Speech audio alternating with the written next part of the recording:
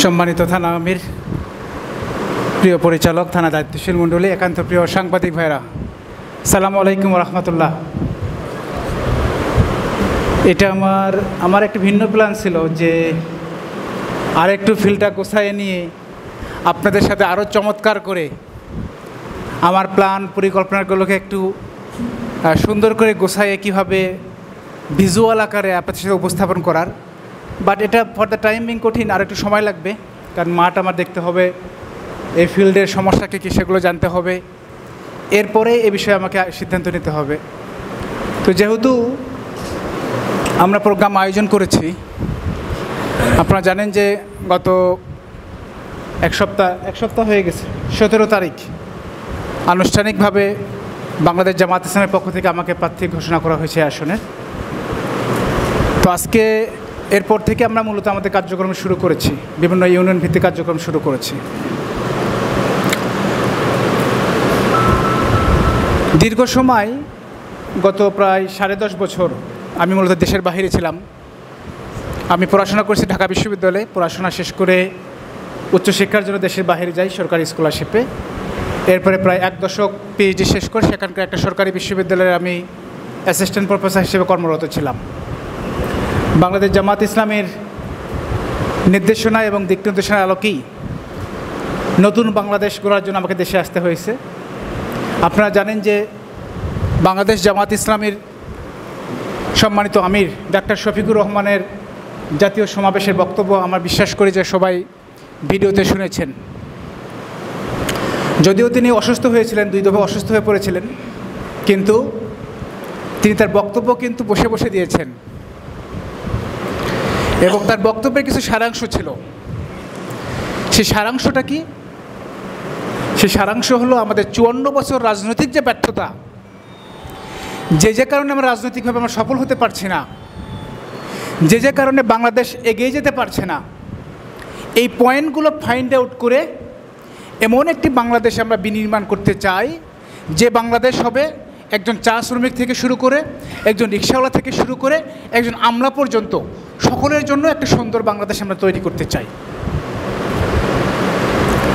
আমরা যারা 24 বিপ্লবোত্তর ধর্মীয় মূল্যবোধ এবং 40 বিপ্লবকে আদর্শ হিসেবে সামনে নিয়ে নতুন বাংলাদেশ বিনির্মাণ করতে চাই, যে দেশ তরুণদের রক্তের ওপর দাঁড়িয়ে নতুন একটি যাত্রা শুরু করেছে, সেই দেশেরই সেই প্রজন্মেরই একজন প্রতিনিধি হিসেবে, তাদের একজন প্রার্থী হিসেবে আমি আপনাদের সামনে দাঁড়িয়েছি। আজকে সকাল থেকে বেশ কিছু পাইকারি ইউনিয়নের বেশ কিছু স্কুল, শিক্ষা প্রতিষ্ঠান, মাদ্রাসা, তারপর প্রাইমারিতে আমি গিয়েছি। সব জায়গায় একটা কথা বলার চেষ্টা করেছি যে আমরা এখানে যে মানুষগুলো আছি, আমাদের সকলের রাজনৈতিক আদর্শ কিন্তু এক না, আমাদের সকলের ভালো লাগার জায়গাটাও এক না, আমাদের ধর্মীয় পরিচয়ও এক না, কিন্তু রাষ্ট্র আমাদের সকলের। আজকে আপনি যদি 54 বছরের পিছনের দিকে তাকান, আমাদের ব্যর্থতার জায়গা কি? আমাদের এই রাষ্ট্র কেন এগিয়ে যেতে পারছে না? আমাদের মৌলিক সমস্যা কোথায়? আমি যদি বলি 5টা সমস্যা বলেন, 3টা সমস্যা বলেন, তাহলে কিন্তু 1 নম্বরে চলে আসবে কি? দুর্নীতি। আমাদের সমাজে সর্বস্তরে দুর্নীতি, করাপশনে ভরে গেছে, রন্ধে রন্ধে ভরে গেছে। রাষ্ট্র এক জায়গায় 1 কোটি টাকা একটা বরাদ্দ দেবে, সেটা বাস্তবায়ন করতে করতে 50% অনেক সময় জনগণ পাচ্ছে না। এই অনাকাঙ্ক্ষিত বাস্তবতা আছে, আমাদের চোখের সামনে দেখে আসছি। আমাদের সমাজের সমস্যা কি? সর্বস্তরে ভয়ঙ্কর সিন্ডিকেট, ভয়াবহ সিন্ডিকেট। এদেশ এগিয়ে যেতে পারছে না। স্বয়ং গভর্নমেন্ট পর্যন্ত ঠিকমতো তার অ্যাক্টিভলি কাজ করতে পারছে না, বিভিন্ন সেক্টরের সিন্ডিকেটের কারণে, সমস্যার কারণে। আমাদের সমাজের সমস্যা কি? ভয়াবহ চাঁদাবাজি, রাজনৈতিক চাঁদাবাজি। আপনারা দেখেছেন যে কয়েকদিন আগে টকশোতে দেখলাম বাংলাদেশ জাতীয়তাবাদী দলের একজন সাবেক এমপি, তিনি বলছিল যে দল শুধুমাত্র বহিষ্কার করলে চাঁদাবাজরা নিয়ন্ত্রণ করতে পারছে না, কারণ চাঁদাবাজদের একটা নির্দিষ্ট একটা সিন্ডিকেট থাকে, দলীয় আদর্শের চাইতে তাদের সিন্ডিকেটটা অনেক বেশি ভয়ঙ্কর, এটা বাস্তবতা। আমরা 24 বিপ্লবোত্তর যে বাংলাদেশ, সেই বাংলাদেশকে আমরা নতুন করে বিনির্মাণ করতে চাই, সিন্ডিকেট মুক্ত, চাঁদাবাজ মুক্ত, দুর্নীতিবাজ মুক্ত, ধর্মীয় মূল্যবোধের ভিত্তিতে মানবিক একটি কল্যাণ রাষ্ট্র আমরা তৈরি করতে চাই। আমরা বাংলাদেশ জামাতে ইসলামী এখনও কোনো ম্যানিফেস্টো তৈরি করি নাই, এজন্য আলাদাভাবে ম্যানিফেস্টো দেওয়া আমার জন্য সমীচীন হবে না। বাট বাংলাদেশ জামাত ইসলামী সেই ম্যানিফেস্টোর দিকে হাঁটছে যে জায়গায় দাঁড়িয়ে জাতি হিসেবে আমরা গত 54 বছর ব্যর্থ হয়েছি,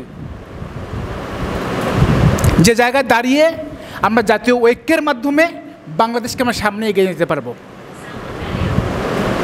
দেখেন, মালয়েশিয়া আমাদের চাইতে মাত্র 10-11 বছর আগে আমরা স্বাধীনতা অর্জন করেছে। মালয়েশিয়াতে ধর্মীয় ডাইভার্সিটি অনেক বেশি, 58 থেকে 60% মালয় মুসলিমরা আছে, বিশাল একটি অংশ চাইনিজ বুদ্ধিস্টরা আছে, এরপর ইন্ডিয়ান হিন্দুরা আছে। দেশটাতে একটা বড় অংশ এথনিক সোসাইটি, ইভেন মালয়দের ভিতরে একটি এথনিক ভয়ঙ্কর মানে বিশাল একটা সংখ্যা এথনিক রয়েছে। জিওগ্রাফিক্যাল আইসোলেশন রয়েছে, যে মালয়ের মূল ভূখণ্ড এক জায়গায়, সাবা সারোয়া আর একটি ভূখণ্ড অনেক দূরের, মাঝখানে পরে 1 থেকে 1,500 কিলোমিটার দূরত্ব রয়েছে, সাগর রয়েছে। এরপরও মালয়েশিয়া কি পিছিয়ে গেছে? মালয়েশিয়া, আপনি যদি মুসলিম বিশ্বের দিকে তাকান, মুসলিম বিশ্বের যে রাষ্ট্রগুলো অনেক সামনে এগিয়ে গেছে, মালয়েশিয়া ওয়ান অফ দেম। এত ডাইভার্সিটি থাকার পরেও, এত এথনিক প্রবলেম থাকার পরেও, এত কিছুর পরেও এই রাষ্ট্রটি কেমনভাবে এগিয়ে গেছে, কীভাবে জাতীয় ঐক্যর মাধ্যমে রাষ্ট্র এগিয়ে যাচ্ছে?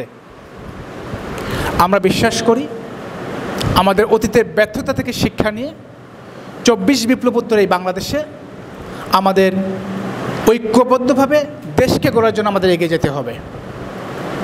আমরা আগামী নির্বাচন উত্তর এবং নির্বাচনের পর আমরা সেই বাংলাদেশ তৈরি করতে চাই, যেখানে দল, মত, ধর্ম, বর্ণ নির্বিশেষে সকলের ঐক্যমত থাকবে এবং সকলের ঐকান্তিক প্রচেষ্টায় আমরা নতুন একটি বাংলাদেশ বিনির্মাণ করব।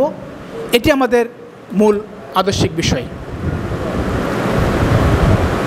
এবং আমি আপনাদের এই আসনে নতুন এসেছি, নতুন ঘোষণা হয়েছে। আমার আগে এখানে একজন বয়োজ্যেষ্ঠ আলেম, সর্বজন শিক্ষিত, জনপ্রিয় একজন ব্যক্তি ছিলেন, মাওলানা তাইব আলী হুজুর ছিলেন, যিনি 3 বার উপজেলা চেয়ারম্যান ছিলেন। তিনি তার জীবনের 60-70 বছর এই ফিল্ডে তিনি সময় দিয়েছেন, একেবারে তরুণ থেকে শুরু করে জীবনের শেষ সময় পর্যন্ত এই ময়দানে কাজ করেছেন। আমি কোনো আলেম নই, আমি জেনারেল শিক্ষায় শিক্ষিত একজন মানুষ, বাট একজন ইসলামিস্ট। আমি পেশায় একজন বিশ্ববিদ্যালয়ের শিক্ষক। আল্লাহ আমাকে যতটুকু দিয়েছে, এই মানুষগুলোকে সাথে নিয়ে, এই এলাকার জনগণকে সাথে নিয়ে আমরা নতুন বাংলাদেশ বিনির্মাণের দিকে এগিয়ে যাব।